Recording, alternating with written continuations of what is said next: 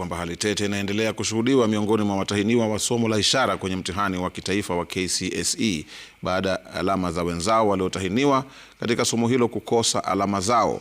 Kulingana na wazazi, uamuzi wa baraza la mitihani kukosa kuzihesabu alama za somo hilo kumewafungia wengi nafasi za kujiunga na vyuo vikuu. Huku wanafunzi waliotahiniwa mtihani wa KCSE mwaka 2025 wakiendelea kutathmini matokeo waliopokea. Matokeo hayo, haswa kwa wale waliotahiniwa katika somo la ishara, yamezua hali tete kwa wenzao watakaofanya mtihani huo mwaka huu baada ya alama za somo hilo kukosa kuhesabika kubaini alama ya mwisho kwa watahiniwa wa mwaka 2025.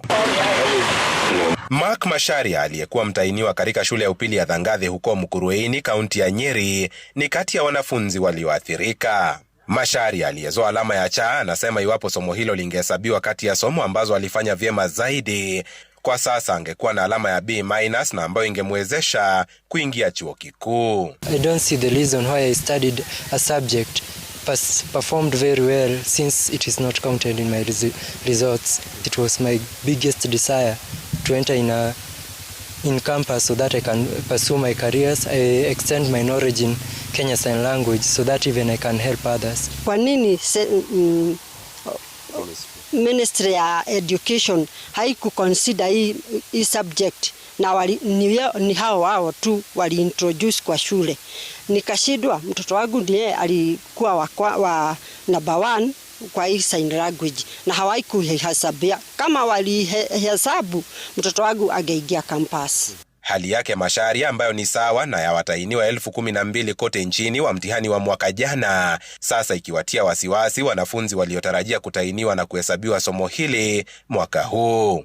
Lucy Githinji ni mzazi wa mtahiniwa wa somo hili katika shule ya upili ya wasichana ya South Tetu. Within 1 month, 2 months, 3 months, they will be registering for the national exams. What will they do? Now once they be told to drop the subject and take another subject as a technical subject, which they have not been doing it, which they have not been learning for it. Who can be prepared within some months to sit for a national exam? Hali hii ambayo haijashuhudiwa tangu lilipoanza kufunzwa somo hilo kwa shule zilizo na wanafunzi walio na uwezo wa kusikia miaka 6 sasa, ikikashifiwa vikali na wadau katika sekta hiyo, wakiwemo wabunge Okiya Omtata na John Kagusha wa Mukurweini, wanaotaka baraza hilo kushurutishwa kuzijumuisha alama za somo hilo kwa wale waliolitegemea kuimarisha alama zao.